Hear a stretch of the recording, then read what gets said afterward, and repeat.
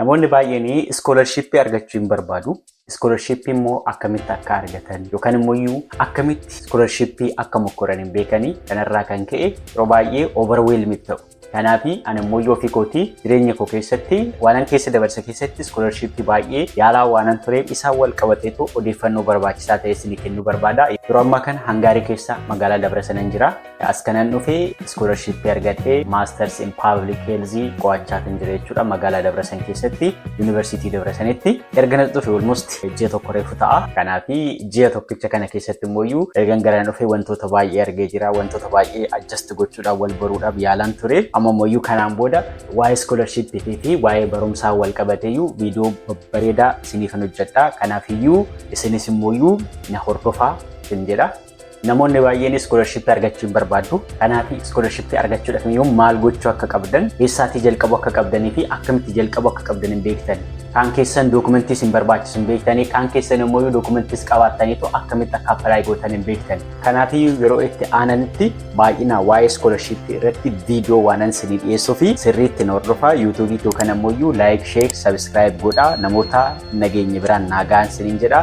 Jalqaba viidiyoo irraa kanan jalqabu iskoolarshippiin ani argadhe isteeppiin dam Hangaarii kamiidhaan jalqaba. Isteeppiin dam Hangaarii kam iskoolarshippiin kun maayidhanii akkamitti qophaa'a kan jedhu isinitti hima jechuudha. Isteeppiin dam Hangaarii kamiin mootummaan Hangaarii barnoota sirna barnoota Hangaarii keessatti intarnaashinaalaayis gochuudhaaf waan yaadaa turee fi saniif jecha iskoolarshipii kana kan jalqabe bara 2013 ture. Ergasii jalqabee barattoota baay'eedhaaf iskoolarshipii kana kennamee jira jechuudha. Iskoolarshippiin kun kan kennamu waliigaltee mootummaa Hangaarii fi mootummoota biroo yookaan immoo biyyoota birootiin kan kennamudha jechuudha. Walumaa galatti iskoolarshippiin kun naannoo biyyoota 90tiif kennama jechuudha. Bara darbe biyyoota 90 ga'ee jiran baay'inni biyyoota iskoolarshipii kanarratti hirmaatan jechuudha. Bara darbe akkan dhagayetti iskoolarshipii kana walumaa galatti naannoo nama 50 kan ta'an Itoophiyaa keessaa argatanii jiru jechuudha. Sababni isaa iskoolarshippiin kun kan kennamu kootaadhaani. Biyyoonni hundinuyyuu fakkeenyaaf amma biyyoota 90 isin jedhee biyyoonni 90 kun hundi isaaniituyyuu kootaa mataa isaanii qabu jechuudha. Kanaaf kootaa irratti hundaa'ee kennamaaf jechuudha. Fakkeenyaaf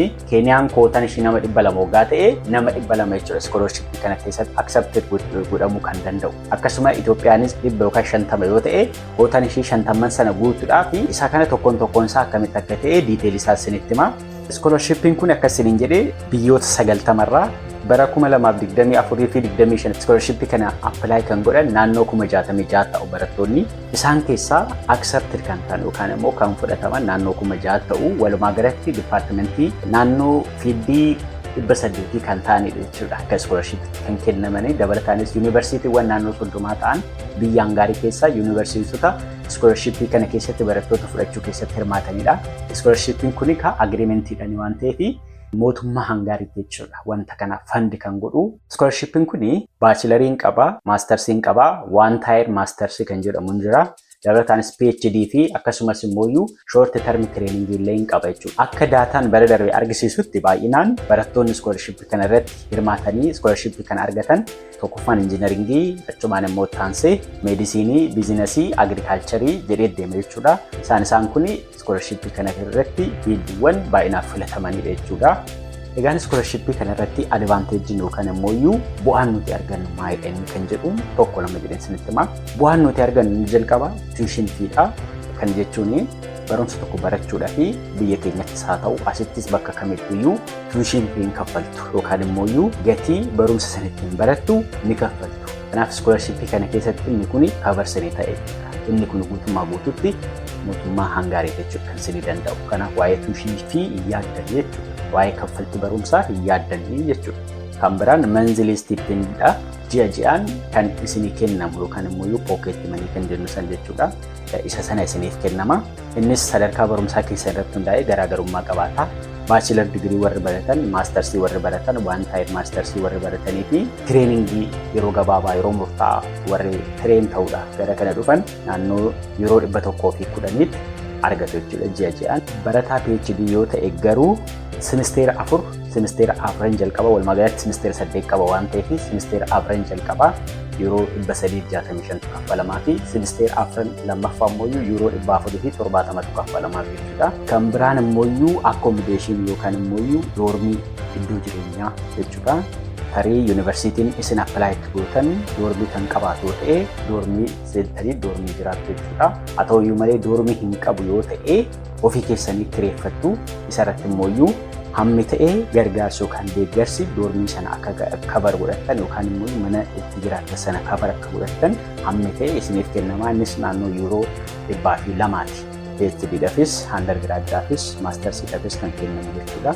Dabalataan immoo meedikaal inshuraansii hin qabaattu biyya kanitti maayidhanii namni kamiyyuu meedikaal inshuraansii qabaachuu qaba. Yookaan immoo yoo dhukkube kan ittiin yaalamu inshuraansii qabaachuu qaba. Yoo inshuraansii hin qabaanne biyya kana jiraachuun seefuun eeyyamama jechuudha. Maaliif dirqama inshuraansii qabaachuu qabda. Akka seera biyya kanaatti barataas ta'ee namni kamiyyuu biyyaan gaarii keessa jiraachuudhaaf kan dhufu yoo jiraate inshuraansii qabaachuu qaba. Dhalataan asiitillee akkasuma almost taaksii guddaa kaffalu asitti taaksii sana kaffalu sana booda tajaajilli yaalaa tola isaaniif kennama jechuudha. Akkasuma iskoolarshipii kanarratti naannoo yuuroo 170 kan ta'u waggaatti jechuudha. Barataa tokkoof tajaajila yaalaatiif kan ta'u meedikaal inshuraansii kabarsinii godha jechuudha. Dabalataan immoo akka barataatti iskoolarshipii kana utuma barumsa keessan barattanuu barumsa keessan cinaatti hojiin akka hojjettaniif haala isiniin mijeeffama. Kanaaf barataan tokko torbanitti sa'aatii 30 yoo danda'e yoo argate hojii hojjechuu danda'a jechuudha. Isaan kun carraa iskoolarshippiin kun isinii kennuudha jechuudha.